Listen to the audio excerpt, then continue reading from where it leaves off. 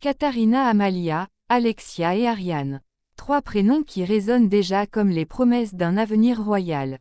Trois jeunes femmes, sœurs unies par le sang et par le destin, qui incarnent à elles seules la continuité de la monarchie néerlandaise au XXIe siècle. Elles ne sont pas encore reines, mais elles sont déjà bien plus que des figures symboliques. Elles sont des modèles, des énigmes, des personnalités à part entière. Chacune, à sa manière, redéfinit ce que signifie être une princesse dans un monde moderne. Dans un monde en perpétuelle mutation, où la monarchie se réinvente pour ne pas sombrer dans l'oubli, ces trois jeunes femmes marchent sur un fil entre tradition et modernité, entre attentes du peuple et désirs personnels. Loin des contes de fées figés dans le marbre, leur histoire est faite de choix, de défis, de sacrifices et d'une constante attention médiatique. Katharina Amalia, l'aînée, la princesse d'Orange, héritière directe du trône, est née pour régner.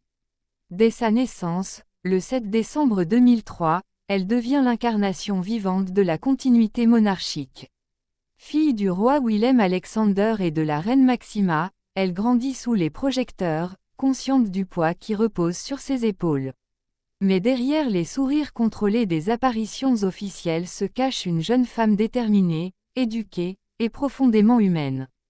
Très tôt, Amalia a montré un sens du devoir peu commun. Elle étudie avec rigueur, se prépare à son futur rôle avec lucidité. Contrairement à certains de ses homologues européens, elle a toujours assumé sa destinée avec une forme de sérénité rare. Mais cette apparente assurance masque les tourments d'une jeunesse vécue sous surveillance. Les menaces, les obligations protocolaires, les attentes constantes. Être la future reine des Pays-Bas n'a rien d'un privilège confortable. C'est une mission de chaque instant, et Amalia en connaît les enjeux. Pourtant, elle ne se contente pas de suivre un chemin tracé à l'avance. En 2022, elle entame des études à l'Université d'Amsterdam, tout en refusant les avantages liés à son statut royal, elle renonce à son allocation annuelle, estimant qu'elle n'a encore rien accompli qui mérite une telle rémunération. Un geste salué par la population, qui voit en elle une future reine connectée aux réalités du peuple.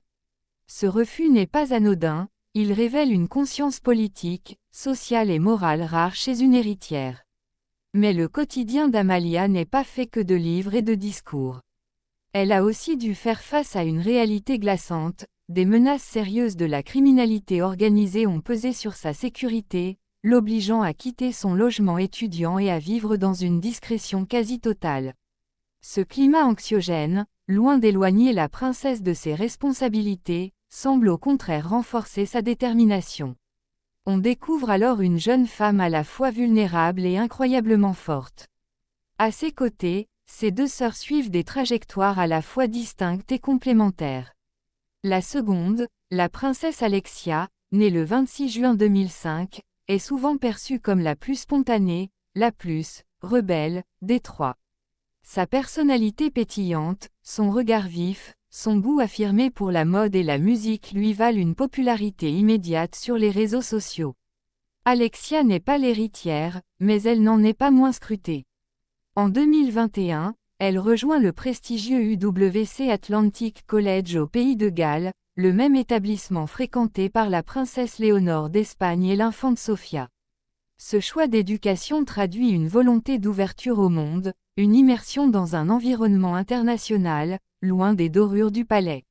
Là-bas, Alexia vit comme une étudiante parmi d'autres, partageant des chambres communes, mangeant à la cantine, et s'intégrant à une communauté fondée sur les valeurs de tolérance, de responsabilité et d'engagement social. Une école du monde réel, qui façonne les leaders de demain. Cette expérience a transformé Alexia, elle en revient plus mature, plus ancrée, tout en gardant son esprit libre.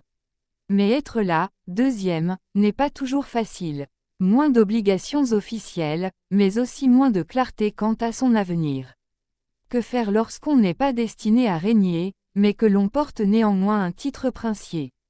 Alexia semble répondre à cette question en étant fidèle à elle-même, en refusant les carcans, en explorant les voies artistiques et culturelles qui l'attirent. Elle incarne cette jeunesse aristocratique qui refuse d'être figée dans un rôle. Puis vient Ariane, la Benjamine, née le 10 avril 2007. Encore discrète, mais déjà prometteuse. Moins exposée que ses sœurs, Ariane cultive une forme de mystère. Elle est celle qu'on connaît le moins, mais qui intrigue peut-être le plus. Très proche de sa mère, la reine Maxima, elle partage avec elle un goût marqué pour la musique. Pianiste talentueuse, elle a souvent été vue jouant dans les salons privés du palais. En septembre 2023, Ariane prend à son tour son envol, elle part étudier à l'UWC Adriatique, en Italie. Ce choix, à l'image de celui de sa sœur Alexia, illustre la volonté de la famille royale de préparer ses filles à un avenir international, fait de diversité et de compréhension interculturelle. Ariane, douce et réservée en apparence, cache une personnalité affirmée. Ceux qui la côtoient décrivent une jeune fille curieuse, attentive, et déjà dotée d'un sens profond de l'éthique. À travers ces 3 parcours se dessine une nouvelle image de la monarchie néerlandaise.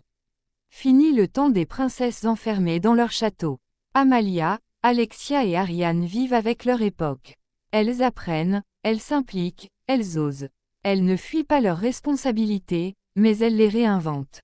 Le modèle qu'elles incarnent n'est pas celui d'une autorité distante, mais celui d'une royauté humaine, accessible, tournée vers l'avenir. Le roi Willem-Alexander et la reine Maxima jouent un rôle fondamental dans cette évolution. Parents attentifs, ils n'ont jamais cherché à contraindre leurs filles dans un moule prédéfini. Au contraire, ils les encouragent à développer leur singularité, à trouver leur voie. Maxima, elle-même issue d'un parcours atypique, née en Argentine, diplômée en économie, ancienne banquière, incarne cette modernité assumée. Son influence sur l'éducation de ses filles est indéniable. Mais le défi de ces jeunes femmes reste immense. Elles doivent composer avec un héritage monarchique chargé d'histoire, avec des attentes nationales très élevées, et avec une médiatisation constante. Tout ce qu'elles font, tout ce qu'elles portent, tout ce qu'elles disent est analysé, interprété, jugé. Être soi-même, dans ces conditions, devient un acte de courage. Pourtant, leur popularité ne faiblit pas. Au contraire, les Néerlandais voient en elles un souffle nouveau, une promesse de renouveau, une vision rafraîchissante de ce que pourrait être la royauté demain, plus proche, plus inclusive, plus humaine. En elles se mêlent l'élégance des traditions et la vitalité de la jeunesse. Katharina Amalia, en particulier, suscite l'admiration. Son attitude face aux épreuves, sa posture face à la responsabilité, sa manière d'écouter le peuple font d'elle une figure royale déjà respectée. Si son accession au trône semble encore lointaine, elle se prépare, chaque jour, à incarner un rôle que seule une poignée de femmes dans le monde peuvent comprendre. La pression est immense, mais la volonté l'est tout autant. Alexia, quant à elle, continue de construire un chemin personnel qui pourrait bien redéfinir la place des second rôles dans une monarchie moderne. Peut-être deviendra-t-elle ambassadrice d'une cause, artiste, entrepreneur ou humanitaire. Ce qui est certain, c'est qu'elle fera entendre sa voix. Et Ariane, discrète mais inspirée, pourrait bien, dans quelques années, surprendre tout le monde. Ainsi va la vie au sein de la Maison royale des Pays-Bas. Une maison en transition, en transformation. Une maison dirigée avec sagesse, animée par l'espoir, et portée par 3 jeunes femmes qui n'ont pas choisi de naître princesses, mais qui ont choisi de l'être pleinement. Et vous, parmi ces 3 princesses néerlandaises, laquelle incarne selon vous le mieux l'avenir de la monarchie ?